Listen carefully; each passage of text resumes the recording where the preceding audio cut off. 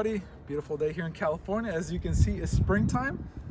Got nice big blue sky. Everything looks green. So we're back to filming. Now, we've been cooking up some stuff on the back for you guys. You've probably seen some hints of it on social media or even on the last update video, well, previous to the last video. And we kind of give you guys some hints. Well, we've been kind of busting our ass to get some stuff done, and so we can actually show you guys the glory of this build, well, project, not build. But yeah, this is the new addition to the family of skeptical mechanics.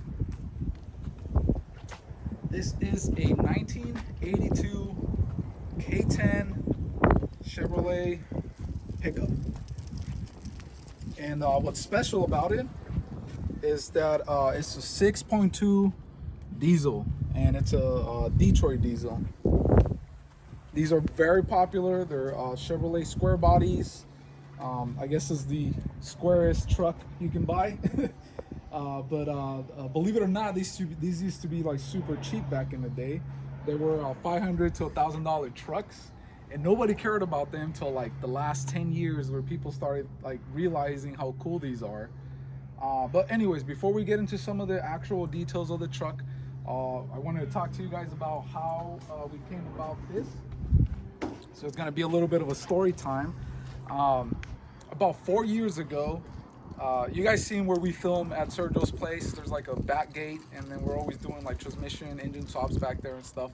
Well, that whole, it's like a private community for homes, and that's where Sergio lives. And one of his neighbors had this thing sitting in his parking spot with a big camper on the back. We'll add some pictures of how it looked when we found it.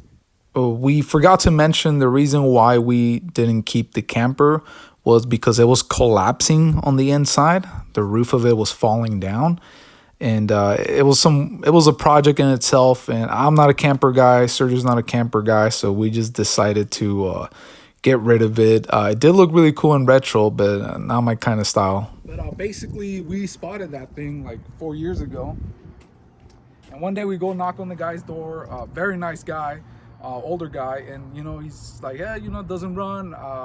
I'm trying to get it back on the road, but I used to use it to go to the mountains. And what was gliding or something like that? Yeah, gliding. I don't know what it is, but he used to use it for that. So he needed it to be 4x4. So that's why this thing, he used this thing. But basically, he got older, the truck stopped running, and last time he moved it was like 7 or 10 years ago, something like that. 2010 or 2011, he something said. like that. He kept registering the truck and paying plates and stuff, but he never really drove it. So basically, we talked to him. He gave us the walk around. He's telling us it's a 4x4, it's a diesel, it's a great truck, and you know, I have the camper on the back, and I'm gonna get it running. And then we're like, well, if you ever do consider on selling it, please let us know. And that was 4 years ago. And every once in a while, we'll drive by, say hi to him, he'll remember us, and so on. And about last year, around October or so, Sergio is driving. Well, I'll let you explain this part, because okay. It actually happened to him, not me. So I was like, yeah, maybe October, November. I was driving home from work, and I always take the same street to go home. Then that's where he lives. And I saw people actually trying to pull it out from the parking lot. And I'm like, what the hell?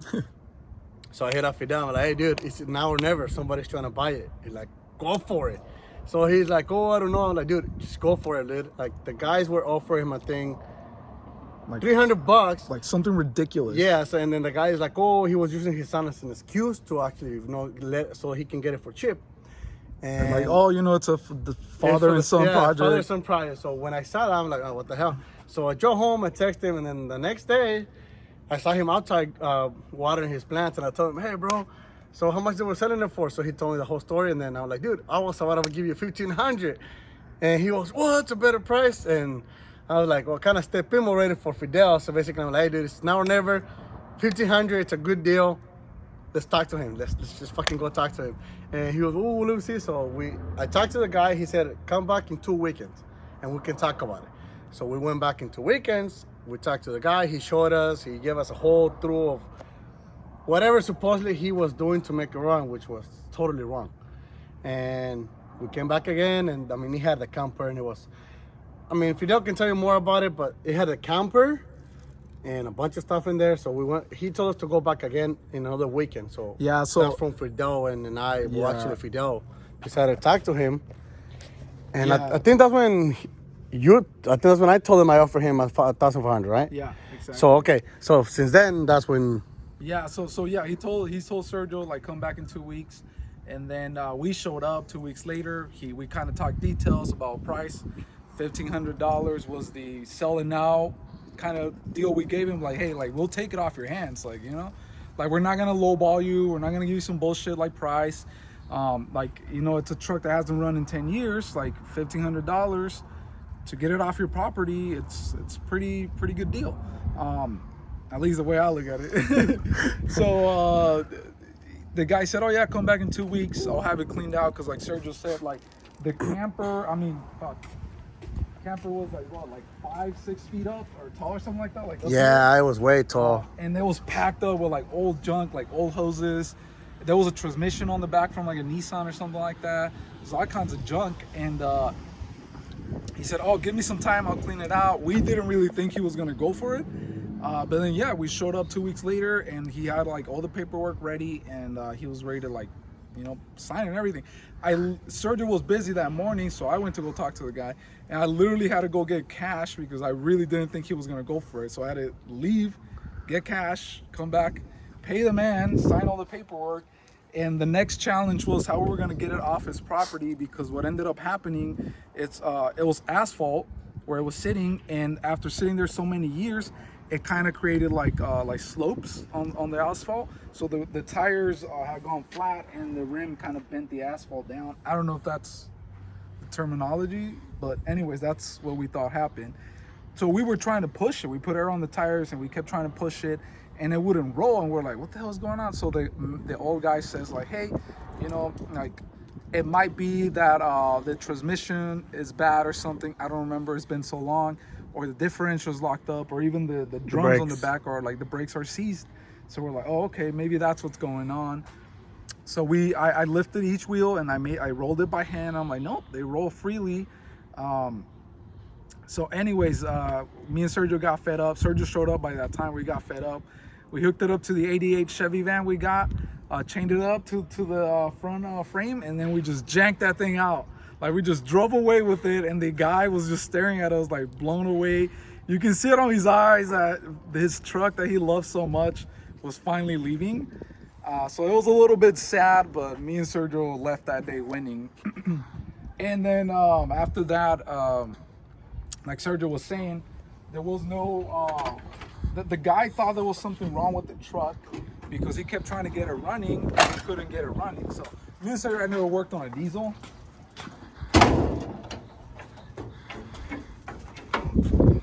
Good old bam. Yeah, Sergio never worked on. Me and Sergio never worked on a diesel, and this is a 6.2 diesel. And this is not what it would look original. Original, it would have something like a normal intake that has a hole here, kind of like what you see in a gas motor, and that's what it would look like. But he made some. Well, the previous buyer to him, he was the second owner, had done like a old school intake modification where you got these two like intake sides there and they suck air in and so on. But anyways, there was some modifications done to this, nothing crazy, just the intakes. But the guy had changed the filters and he kept trying to hand pump to bleed out the air, but we didn't understand what he meant by bleeding out the air. If you don't know, now you know. To get a diesel running, if you do anything to the fuel system, if you open up the fuel system, you are supposed to bleed it out of air, because these are high compression engines and they rely on that compressed fuel system to run. And we changed the filters, changed a bunch of hoses that were dry rotted under the truck that were fuel, and we just kept cranking and going through battery juice like crazy. As you can see, there's 2 batteries on this thing. Takes 2 batteries to move that engine, and we kept cranking and we kept getting frustrated. We're like, dude, there's no freaking way that we can't get this thing running. Like it's ridiculous. We cranked it by hand, it was fine. And you know, anyways, we ended up reading a bunch of stuff. Sergio found this video, and I'll see if I can link it on the description. I want to give the guy credit because he basically helped us, but he said like you're supposed to bleed it. There's a bleeder valve right here. You're supposed to bleed it out of air, crank it until it bleeds out of air, and then seal it up, open up the injectors, and then crank it. But you're supposed to disconnect this wire while you're doing all that. That's what gives the high pressure pump a signal. Anyways, a lot of details, but basically we got it going, and the look on our face was like amazing because we had never worked so hard to get something started. We usually use like a jerry can to like bypass the fuel pump, get it cranking, and then within the same day we got projects on the road. But long story short, we got it back running, and then we started hearing noise coming out of this wheel. So we're like, okay, it sounds like the bearing is blown out or something. We popped the wheel, and there was metal to metal on the rotor and pad. Like it was literally like you can see all the grooves. It was like terrible. So that was another challenge. We drove it to my place from Sergio's place because we got the garage now, the Skeptical Mechanics headquarters. So we can like comfortably work on it, take things apart, and walk away if we have to. And I order a bunch of stuff from Rock Auto, like all the brake lines, the rebuild kit for the brake drums, the reservoir here is new. But we basically did a crazy brake job on this thing. And the reason why we went like that is because we are friggin' tired of doing the same thing like 3 or 4 times. You know, we've done this long enough to know that, yeah, you can change the pads and the rotors and then come back and do the rest. But let's be honest, who wants to go back and do the rest again? Let's do it right now and do it right the first time, and then you don't have to go back in a very long time. And that's what we ended up doing because everything needed to be cleaned up, blasted with the wheel to just kind of get all the dirt, rust off of it. And it's just ridiculous. But anyways, I'm probably boring a lot of people that haven't been on the channel with the stories. But basically, yeah, 6.2 diesel. This thing has a 4x4. And believe it or not, in my personal opinion, Sergio's personal opinion, this is probably one of the cleanest square bodies that we've found online in a long time. And I'll tell you why. Square bodies know this. Square body guys know this. These are normal rust sections for these square bodies. As you can see, not a drop of rust in this friggin' thing. It's clean. There's like holes drilled, but like for like the carpet and stuff. This rust is usually on square bodies, as you can see. I'm like in our fucking Chevy. Yeah, all the metal's good on this thing. And this is also a popular rust area back here too. I mean, this thing is pretty clean. There is some work. You can close the door. There is some damage on the body, but it's not rust related, which is great because everybody knows that square bodies are always rusty. So the guy told us that he was driving on the freeway and somebody cut him off and he ended up on a ditch. And this is the damage that came out of it. As you can see right here, it bent part of like the body down here and the door. But the door kind of covers the body damage, and this is kind of like the roughest side right here. And you can see there's a ding barely. Right on the door. Yeah, but here, no rust. It's more noticeable right here. You can see, but like Sergio said, no rust. Yeah, no rust, dude. Like it's really clean compared to clean, yeah. any other ones that we had. Cause our van, has a lot of rust on the bottom. Yeah. Even my S10 had rust, dude. Yeah, exactly. I mean, there is some surface rust like you can see here, but let's be honest, this is more like patina than rust. Yeah. But you know, this thing, it's so clean. It's got dual diesel tanks, so you can switch the solenoid, and you know, if you run out of gas, you got a backup tank. I'm not sure what the gearing is on these differentials. I know it varies from truck to truck. I need to do some research on that.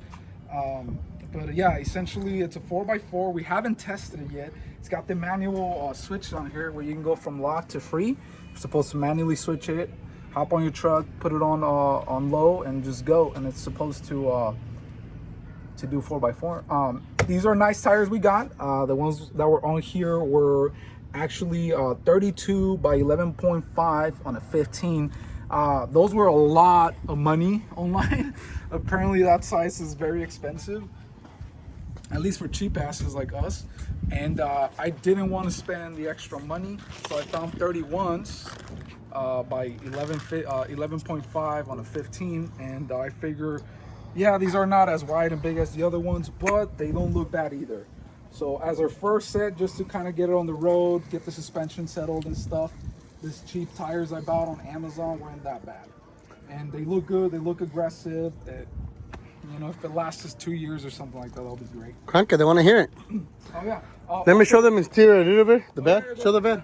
I was gonna say, yeah, the bed is pretty nice too. It's got some dings right there and stuff, but other than that, it's pretty straight. Remember, this guy had a camper on this thing, so you know, the bed got protected. Got a bunch of junk there, and it was also like on a what do you call it? Like It was on the, like a parking lot, had a shed. yeah, I had a shed, so there's no a lot of elements that kind of hit it. But yeah, the interior is right here. Interior is not bad. Carpet seems to be just out of place. That's something we can gotta work on.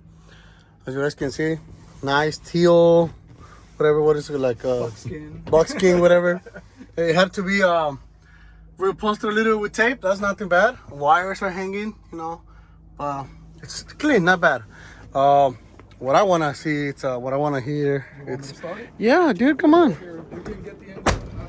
You wanna give these people? Well, let me show you guys how to fire out this puppy. You know, so there's a procedure for this. There's a procedure for you guys that didn't know. For like a diesel motor from this era, you have. Well, I mean, new diesels also have them, but the procedure on this is different. But the glow plugs that are kind of like your equivalent of a spark plug is not actively firing, but it's the initial warm up for the engine. So back then you'd have like you'd switch the key on this thing, and it would tell you that the glow plugs are coming on. You'll see one of these. We don't have a dash right now, but it'll say glow plugs, and they'll turn on and flash. Do a cycle, shut off, and then turn on again. Now, a lot of the popular modifications for these is guys will put it on a switch so they can control the amount of time the glow plugs are on and off, and possibly warming up the truck a lot faster. This truck had already been modified to do that, which is not a big deal. You just kind of jump into that little circuit. But anyways, there you go. Flip the switch on. You get the fuel one, and then down here we have a switch. Kind of hard to see, but basically you go on, and then you'll see this other bulb turned on. And this allows it to stay on as much as you want. This, every time you go on your truck, you need to do this. I heard some guys that are on warmer weather, it's not that big of a deal, but every time we tried it without warming it up, it won't start. So it was drained the juice of the batteries. Yeah, and you'll see like your voltage response to you turning on the glow plugs. But yeah, it takes a lot of power to crank this thing. It's died a couple times already because the alternator was bad, and I tried to jump start it, and it wouldn't start. So essentially, you need another car that's running, charge the battery, and then you can actually start. It's a pain on the ass to jump start this thing, but anyways, I'll try it.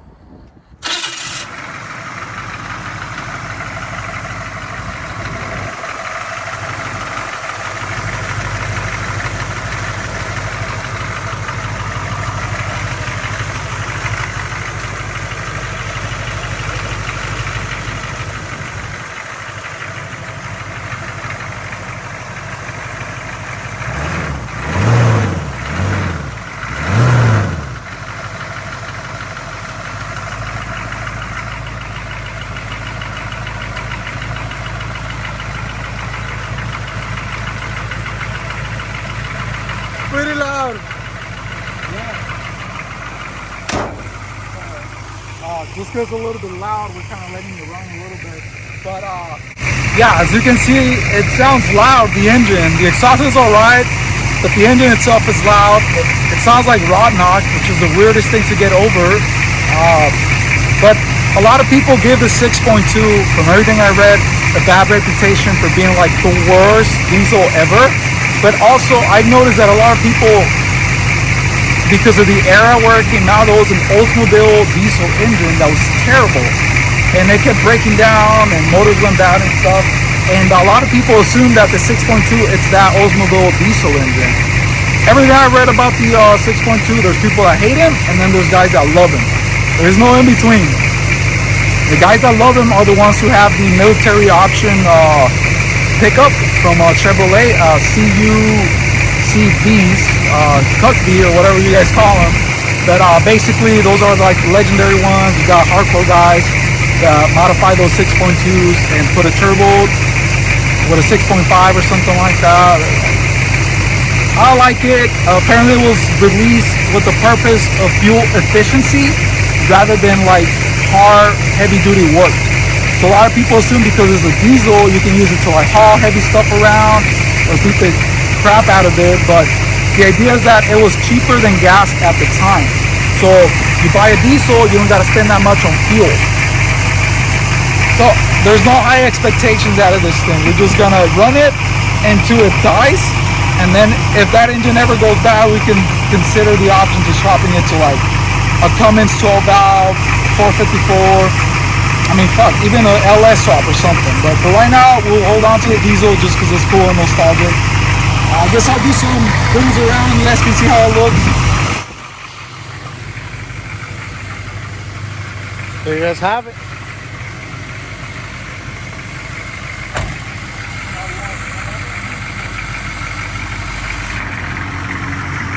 I was telling Sergio that this thing kind of makes me want to smoke Marlboros again and not wear my seatbelt when I'm driving. It takes you to a different time, but I'm not smoking again.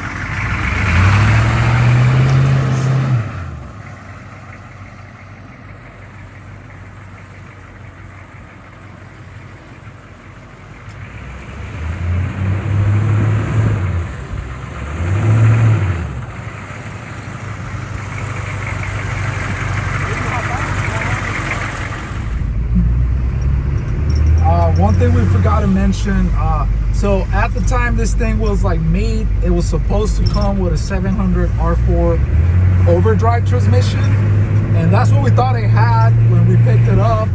But looks like at some point in its life, that 700 R4 might have failed or something. And what I read on forums, it was very popular at the time when those 700 R4s failed. People didn't want to spend the extra money to buy the overdrive transmission, so they'll just swap into the TH350s, the turbo transmissions. And this is what this thing has: no overdrive, and it's a 3-speed turbo transmission. Not the end of the world, but it would have been nice to have overdrive, especially on a truck. But anyways, just want to let you guys know in case you were wondering. That's it. Well, the reality of it that there's not a lot of nothing special out of this thing. It's just a pickup from the 80s, and we can't really do burnouts with it because we don't want to abuse the motor. So yeah, we're thinking just a daily driver slash kind of like 4x4 truck.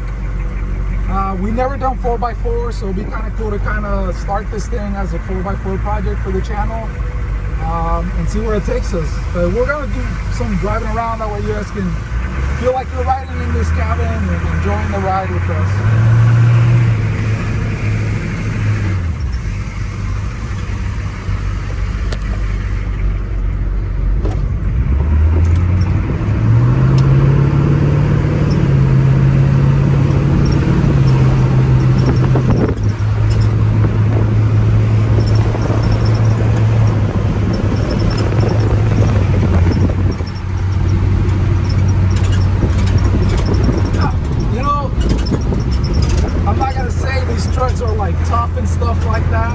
Like, yeah, you look at it from far, you're like, damn, they don't make them like that anymore.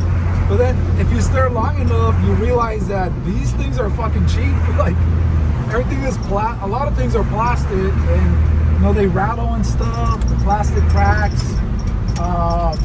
But you know, there's something about this era of trucks that is like, it's not the 90s OBS ones, those are cool, but these feel like old trucks. They feel like 70s and maybe as far as 60s trucks, you know. They just feel like a real truck. Like when you were a kid and you saw a truck and you thought it was the coolest thing ever because it was a little bit lifted. This thing will take you back to being a child and fantasizing about the biggest truck ever. You know, these things were everywhere. Somebody's uncle had one. They were used at the farm. I mean, somebody dropped one and stuff like that and raced it, and you know. By the way, because we're Mexican, doesn't mean we're gonna slam this thing to the ground and put like rims on it. We're not gonna freaking do that.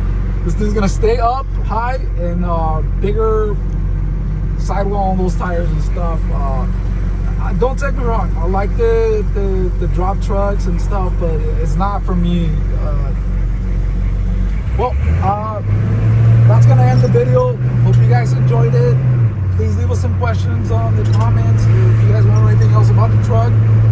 Don't forget to check out the last video. It was on another edition of the channel. It was Sergio's 1983 G-Body Cutlass. And don't forget to like and subscribe.